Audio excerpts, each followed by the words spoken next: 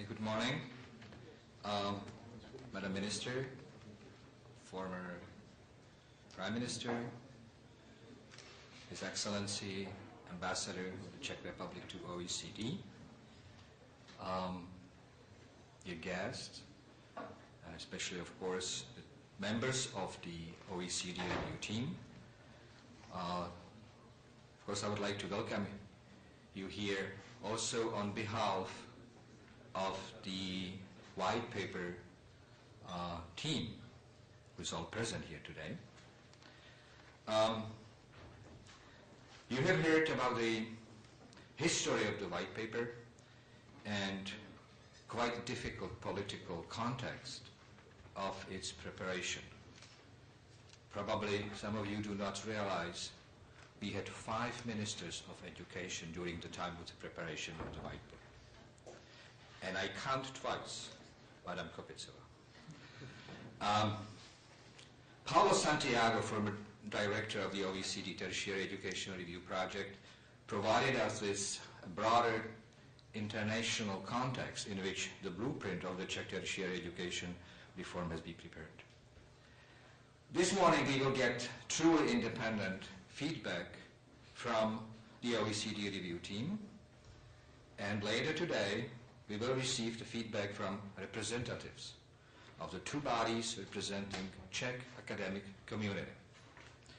Now allow me to go over the main principles of the reform as it is proposed in the white paper of tertiary education. I'll try to be as brief as possible. First, the topics. Following the main recommendations of the country note, we set as a principal objective of the reform greater openness. I just moved directly to that to save time. Greater openness of the whole tertiary education system. That was the main message actually from the OECD review team in 2006. But openness is a very broad term. What does it mean, or how we interpreted that sort of recommendation? Greater openness to prospective students first. It was at the time when the Czech Republic scored really lowest among the OECD countries in terms of the proportion of young people who were permitted actually to enter tertiary education.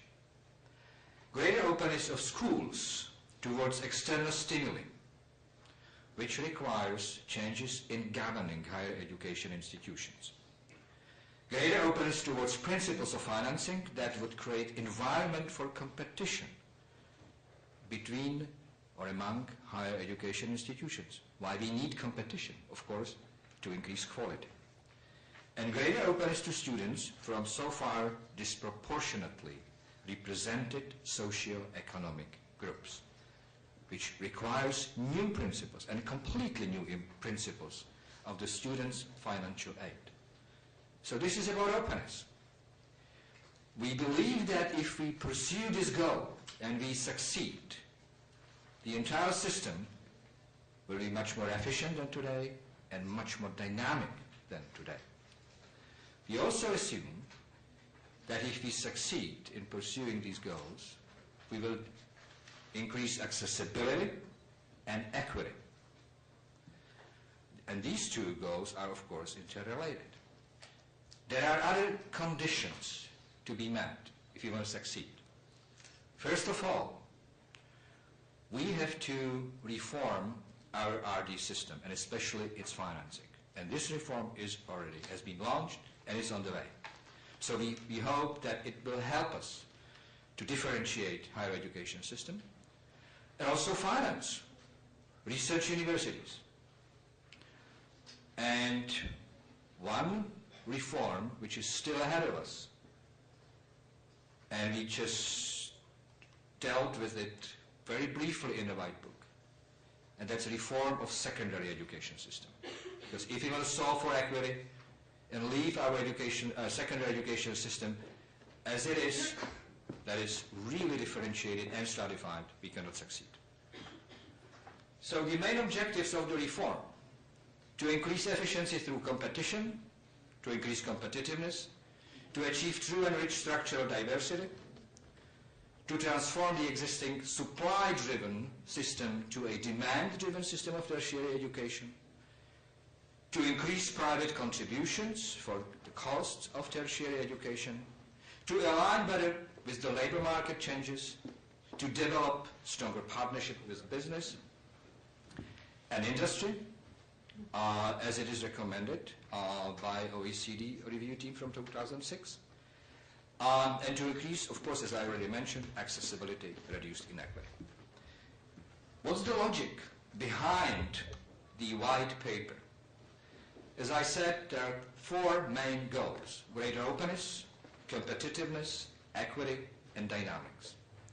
First of all, what we have to do is to reform or to change significantly principles of financing higher education. First, to change principles of financing institutions and students, and to establish stronger links between the two. Currently, it's not the case.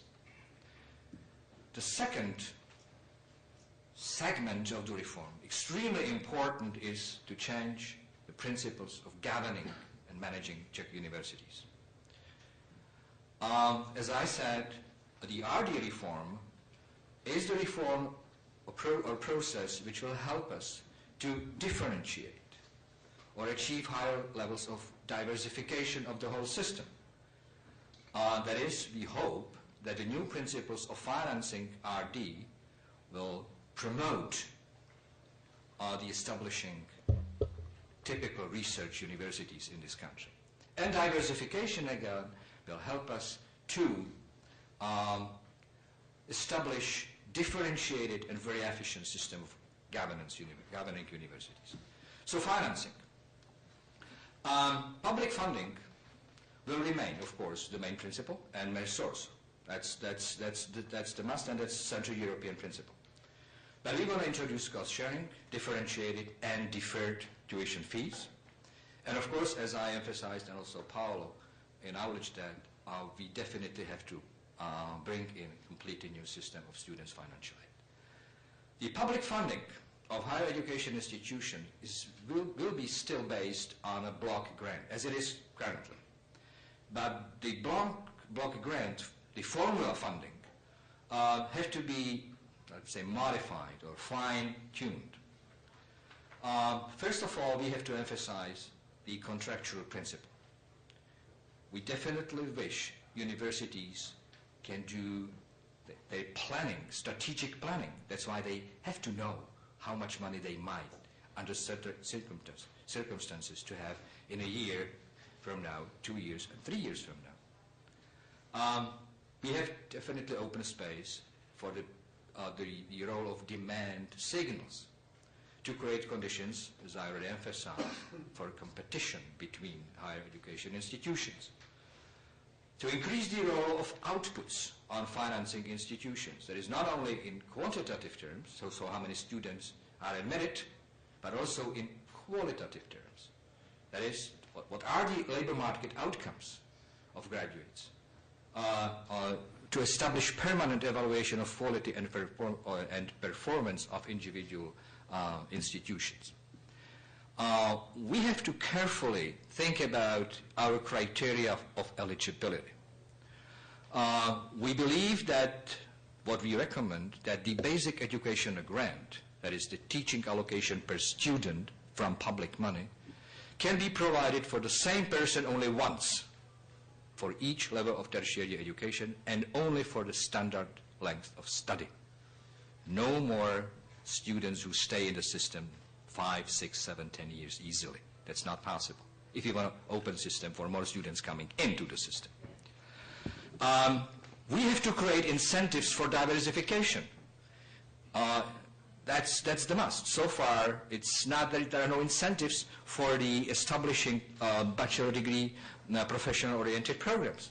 Also, we have to link RD money into with money coming for teaching master degree students. that's something we have to do, and we very much thank OECD, members of the OECD team who recommended to consider carefully this approach. Transparency. Proportion of resources allocated other than by the formula principle should decrease. Universities should be allowed to finance their long-term projects simply from loans, getting more money based on the formula principle. Controversial issue, cost sharing or tuition fees. We admit, and that's always the recommendation, this is only supplementary source of funding, not the primary, of course. We are not Korea. But we must say clearly that this is the revenue of the university. They have to decide how to use that money. That's the only condition. If we met it, then tuition fees or cost sharing will play the role as we wish. That is to contribute to commitment, motivation, accountability, competition, and bring in the role of market signals. So it should be differentiated, and differentiation should be set by higher education institutions by themselves. But we should probably put some caps on the level of tuition fees, especially for clusters of fields of study. And the criterion so far, that's our recommendation, will be the expected private financial benefits of education in the given field.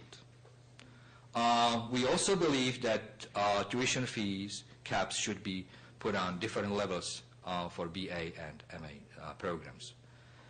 We believe that would help universities to finance themselves in the near future if we allow to pay in advance from the public money for the upfront, that is the upfront fees, and also we allow universities to borrow money towards the tuition fees from the state. So that would basically be our response to the claim tuition fee, deferred tuition fee is fine, but we need money now. So let's combine deferred tuition fee and participation of the state on lending money towards the future tuition fees. Repayment should be contingent, income contingent. We cannot probably follow very effective way of either. I mean, if we permit mortgage type, fine, but I don't think that would help students. So the deferred payment, income contingent, and repayment after the graduates cross certain level of income is really safe for almost everyone. It should be subject to real interest rate, but very low. Why? How can we reach low interest rate?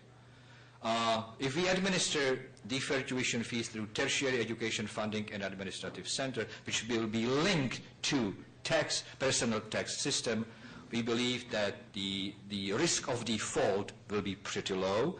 Then, of course, that would mean that the interest rate could be reduced to minimum.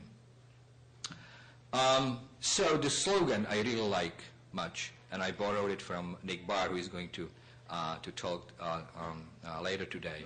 Students do not pay anything in our system we propose. These are graduates, and only successful graduates, who contribute towards the cost of their education.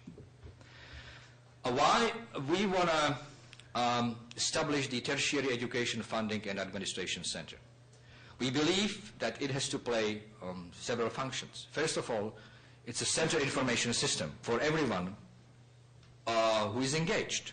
State, students, banks, of course, universities. So it will administer all financial transactions between these bodies. It will actually collect repayments or help to collect repayments through the personal tax administration system.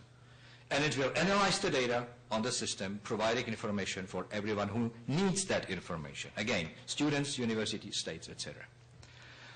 There are various institutional forms under consideration, not just one. organizational unit within the ministry, organizational unit of the state, state fund, foundation, shareholder company. All these are possible, and we will listen experts the recommendations which way to go. Now, as for the center, I think it's pretty complicated, and I don't want to take too much time. But let me just give you a very brief overview how it's going to work. The center will, in fact, function as an interface between three key bodies. The state, budget and tax administration, that is the state, higher education institutions on the left side, and students on the right side.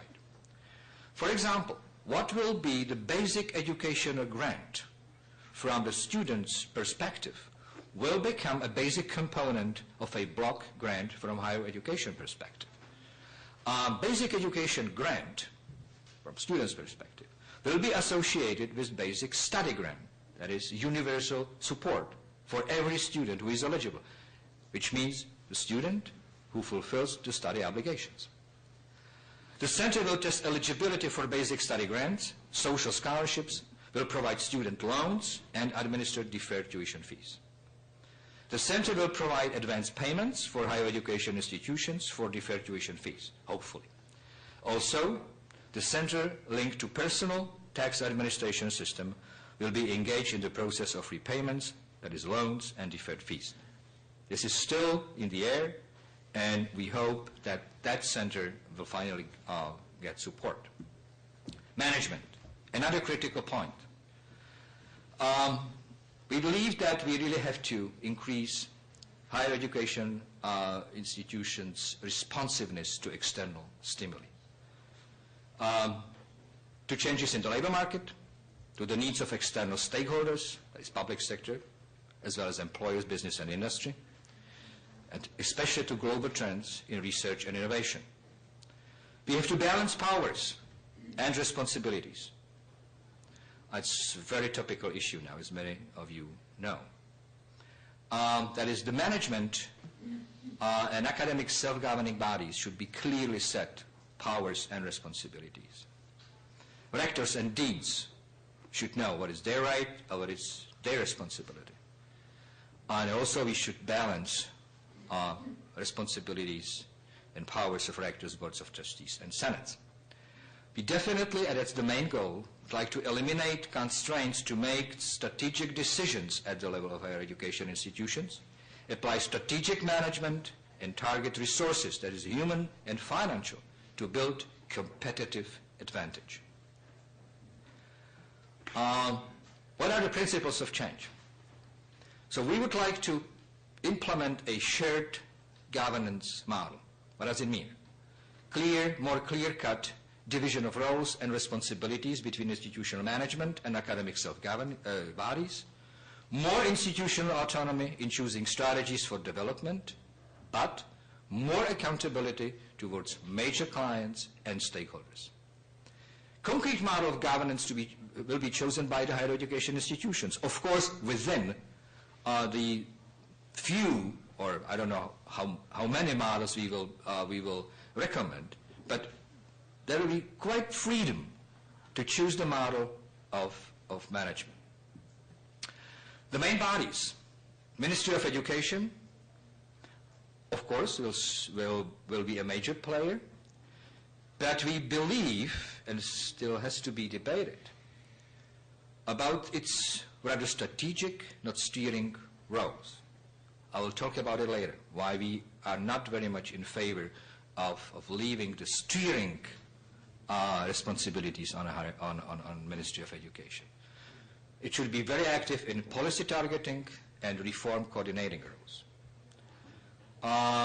We believe it would be useful if there is a weakening in its role in routine operations. That's why, for example, we want to build and establish the Finance Center. We will be responsible for information collection, standardization of information, and provision informations, because we want to definitely increase transparency of the whole system. Boards of trustees. We believe that this is one of the critical and, of course, very often criticized change in the system. We propose to increase in both the powers and responsibilities of boards of trustees. In particular, more responsibility for long-term and strategic planning at the higher education institutions. Should be composed of representatives of all major groups of stakeholders. That is state, academics, employers, and graduates. I would say successful graduates, especially. More important role should be played in the selection and appointment of rectors. That's one of the critical points. Academic senates will be responsible primarily for content-related issues of educational programs and research strategies, approval of academic internal regulations, safeguarding academic freedoms, ethical norms and issues, students' affairs. That's fair. I think this is the domain, this is the realm of academia. Scientific boards will probably act similar as today, setting institutional policy, professional development, and evaluating of research activities and outputs. Now the Council for Tertiary Education. It will have a policy coordination and advisory role. That's a new body. It doesn't exist yet. We believe it will propose nominations for members of the boards of trustees. It will function as a safeguard against direct, partial, and short-term political influences of politicians and business. We have to shield universities. If you want to open them to external stimuli, we have to shield them from harmful influences. That's our main goal.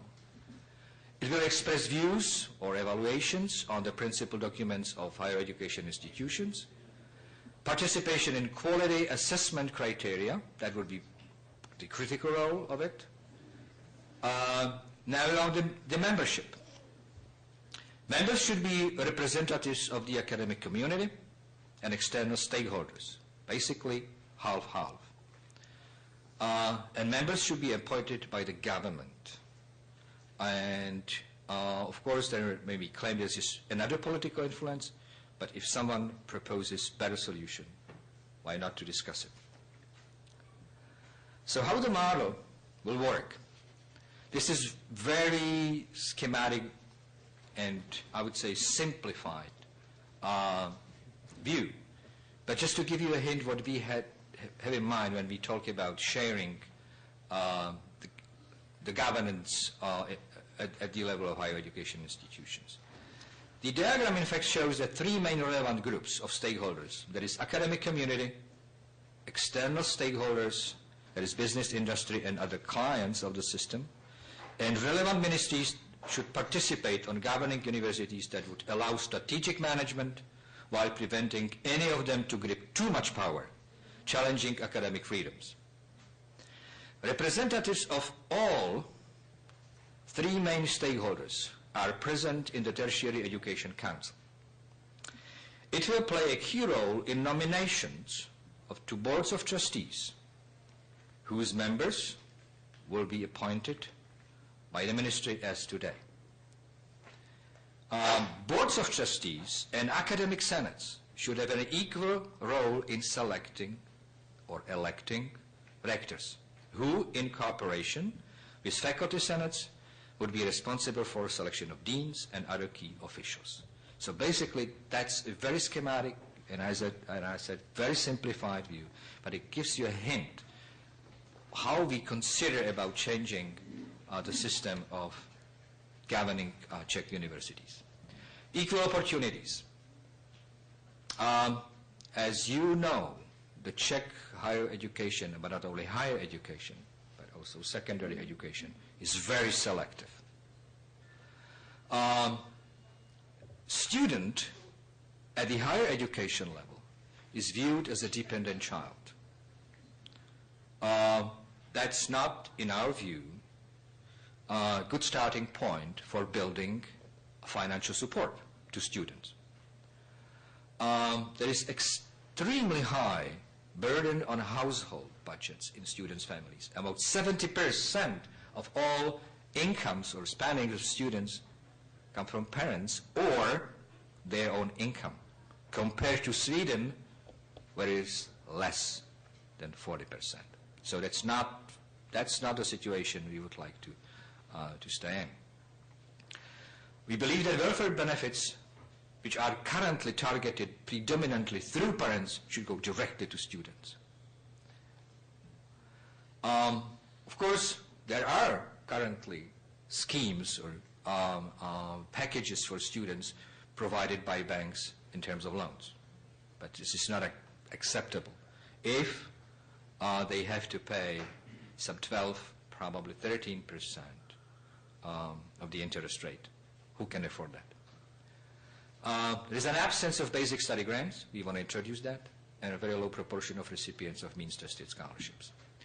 I don't think I have to go through these figures because you all know where the Czech Republic is located in terms of the student support system. What is the proposed solution? First of all, I very much agree with those who say you cannot do anything basically with inequality and access to higher education if your secondary system is so stratified and so selective. So we very much now urge that the Ministry of Education launches also the reform of secondary school system. But what we propose in the White Book concerns namely or particularly the financial support. So our goal is to transform indirect financial support, that is child allowances, social benefits, tax allowances for parents or dependent studying children, into basically integrated, consistent, direct financial support. So we want to introduce to our system basic universal study grant, which will be linked to the block grant financing for all students. And of course, social scholarships for students from low-income families. They already do exist, but this is not sufficient. We want to address the problem of 26 years age limit for eligibility for students' social benefits. We have to break. Currently, more than 40% of PhD students are older than 26 years. Of course, other measures should be adapted for them to motivate them to study fast. We should introduce accessible loans, as I said, specific type of employment contract for students who want to earn, and introduce education savings schemes, which in this respect we would like to follow one of the models we studied carefully, and that's the Canadian model. So the target situation is as follows. Every student will have a right for a basic study grant as universal, for social scholarship, means tested, housing allowances, tested by the distance between the residence and the school, and means tested as well, student loan, student earnings freed from tax and insurance payments, and then parents can come and contribute. This is our philosophy. Political economy of the reform. That's the last part of my presentation. We are aware of the fact that the process by which White Book has been prepared has been criticized quite often. So let me explain why we decided to prepare it in a way it has been prepared. So we wanted to minimize particular interests while drafting the White Book. So the reform was designed by a team of independent experts, majority of them, of course, from academia, on behalf of the Ministry of Education. It was called White Paper Team. Representatives of Czech Rectors Conference and Council of Higher Education were not directly involved, only through consultations.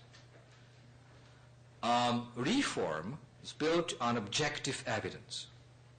OECD data on higher education, of course, the Tertiary Educational Review, cross-national comparative studies.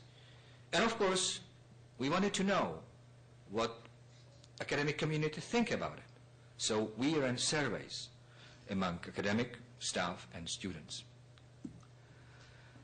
There has been a public debate, though I admit could have been better. There were discussions, there were roundtables, with both its internal and external stakeholders. There was media campaign, articles, press conferences, meetings with representatives of higher education institutions, seminars and conferences in the Parliament and the Senate. Believe me or not, and I now talk to those who probably rightly criticize us that it could have been better, but the public debate on the higher education reform was called a good practice example in 2008 in the report of the Ministry of Interior. What are the main achievements of that approach? Currently, reform does not favor any of these strong interest groups. That is big versus small universities, old versus new universities, external versus internal stakeholders, management versus self-governance. We believe it's balanced. Of course, we are ready to listen to comments on that. Fears about the reform are gradually diminishing, namely among rectors, if I may say that. Academic senates and Council of Higher Education institutions are still cautious about the reform, as you will probably hear later today.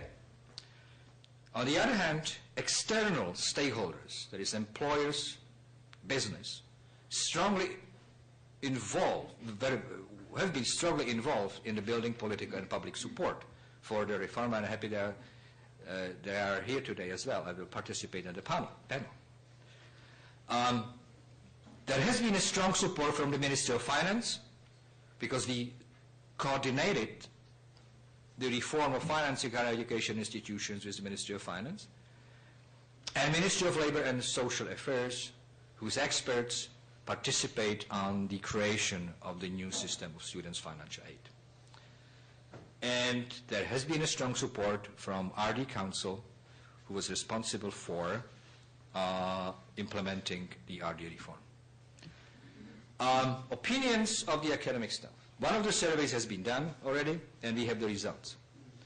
Since there are some concerns about the quality, I know it's boring for some of you, but give me 2 minutes to explain how the survey has been done. We approached 25,000 respondents, that is all members of academia, defined as academic staff. We got response from 6,300 respondents. That is 25%. That's not small proportion because it was online survey. So we were not surprised that the data file has a high degree of representativity. Deviations of the unweighted sample, characteristics like age, sex, position, etc., from statistical distributions were in the range plus minus 2%. But we still decided to weight the data, so to get perfect match between statistical distributions and the data. Also, there were some concerns about the questionnaire, so we asked for independent expert analysis of the questionnaire, which refuted accusations that there were questions basically biased. So what are the opinions? 3/4 of the academic staff believe that a deep reform of tertiary education is needed. We were surprised. That's quite high support. Great majority of academic staff, 90%, believe that one of the greatest problems of our higher education system is lack of public finances. Fair, we know it. But the majority, 68% of respondents, also admit that resources are being wasted and that the entire system of tertiary education does not work as efficiently as it could. So it's a challenge. 2/3 of academic staff think that higher education management should adopt more elements of the management style of large corporations, corporate governance, and that students should exert influence on higher education institutions largely as their clients. But, and it's a paradox, probably, nearly half of academic staff are afraid of strengthening the role of management, rector and dean, prefer to strengthen the role of self-governance, and only a third are for strengthening the authority and responsibilities of boards of trustees. So clearly there is an opposition against the new model of management. To express or to show who is in favor and why of the reform, we ran a discriminant analysis, and I don't want to give you a lecture on discriminant analysis, but these 9 variables you can see on the screen create the discriminant function. That is, the function which says in what respect those who are in favor and those who are against the reform differ, basically. That's a sort of synthetic variable. How this variable actually matches the support and the opposition to the reform is clearly described on this figure. So this variable is quite reasonable to be used. Now, support for the complex reform by views towards the management resources. What this graph actually shows.